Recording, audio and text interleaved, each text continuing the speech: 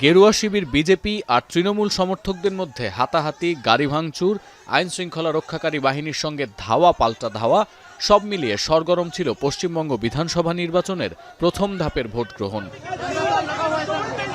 মুর্শিদাবাদ, মালদা, শিলিগুড়ি সহ কয়েকটি জায়গায় ইভিএম জটিলতায় দেখা দেয় হট্টগোল।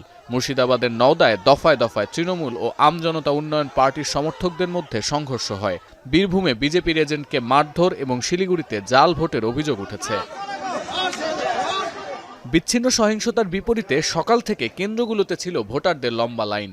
নিজ দলকে ক্ষমতায় আনতে উৎসাহের কোনো কমতি ছিল না তাদের। নির্বাচন কমিশনের তথ্যমতে রেকর্ড প্রায় ৯১.৩% ভোটের হার নিয়ে ইতিহাসের পাতায় নাম লেখালো পশ্চিমবঙ্গের এবারের বিধানসভা নির্বাচন। মুখ্য নির্বাচন কমিশনার জ্ঞানেশ কুমার জানিয়েছেন, স্বাধীনতার পর থেকে পশ্চিমবঙ্গে সর্বোচ্চ ভোট পড়েছে এবার।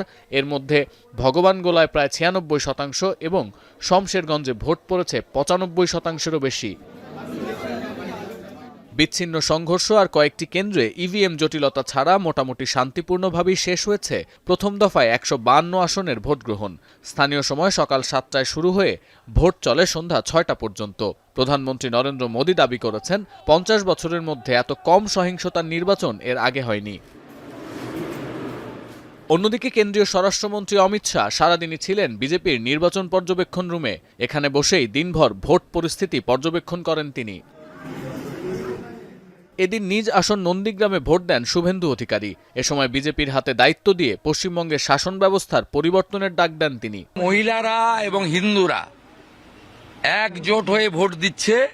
আমি কখনো দেখিনি বেলা ১২টার সময় ৬০% ভোট পড়ে গেছে। জবাবে তৃণমূল সভানেত্রী মমতার দাবি, ভোটের হার দেখে বোঝা যাচ্ছে তৃণমূলের জয় অবধারিত।